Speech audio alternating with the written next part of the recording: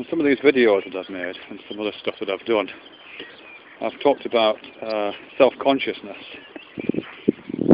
particularly in relation to kind of the optimisation of performance of one sort or another. That if you are self-conscious, then it's unlikely that you'll perform optimally in whatever activity you're doing. You find that idea, well, you find it a lot in sport, this idea of being in the zone that you get in sport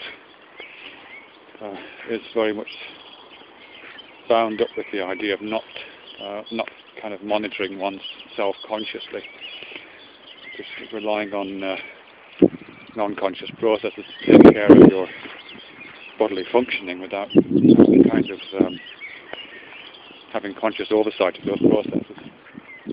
You also get it in theatre and performance training. It's not called it being in the zone, but a lot of training practices associated with performance also seem to be in the game of encouraging certain kinds of mental states in which one is not conscious of oneself. It has other names and other contexts, I think. I'm just trying to think of some.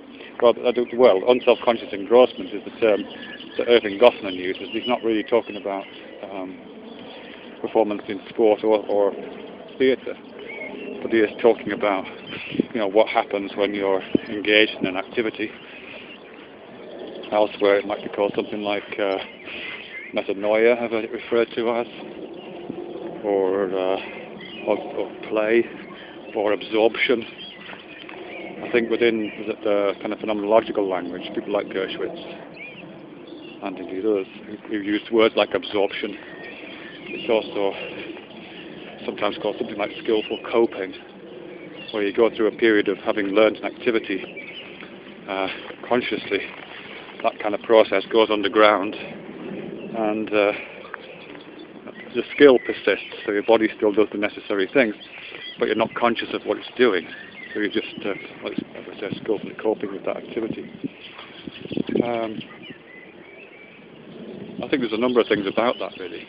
Some of it's to do with attention, and I'm trying to formulate some ideas about attention, which I haven't really got yet, so I can't talk about that right now.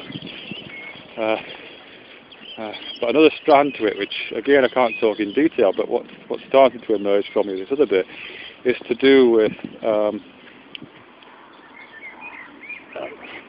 it's something to do with a kind of confidence in the location of the self, if you like, or a kind of security that the self is like going to continue to exist after you've taken your eyes off it for a while. I was reminded of this yesterday, actually, when I took the dogs out last night. There were some rabbits playing in a field, and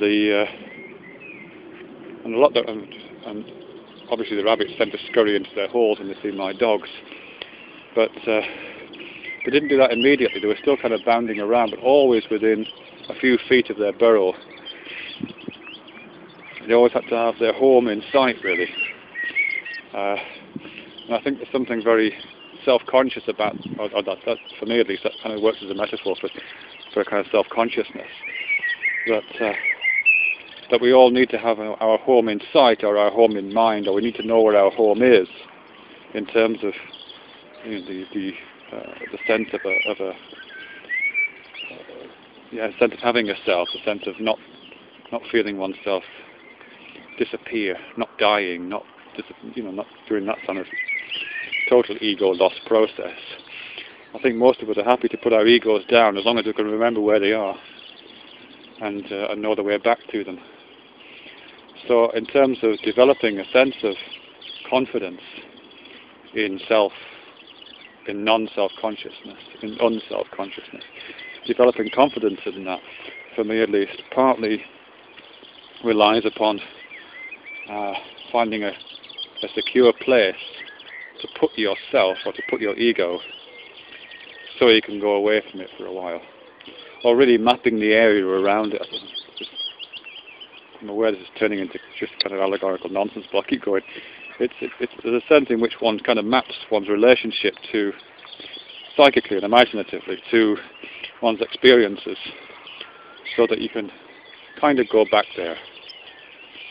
Kind of go back there. I'm reminded here, and perhaps this is where I got it from. I wasn't consciously thinking of that, but maybe this is where I got it from. I was reading this book about meditation and Zen Buddhism, I think, and it was talking there about the breath, and it was using the allegory in that what was that the mind is a little bit like a donkey that will wander around all over the place. But in order to make sure your donkey is secure, you need to put a stake in the ground and tie your donkey to a stake.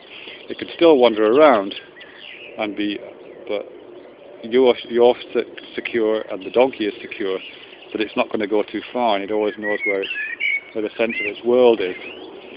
And in that particular writing, it was saying that breath in that particular meditation pattern has that function.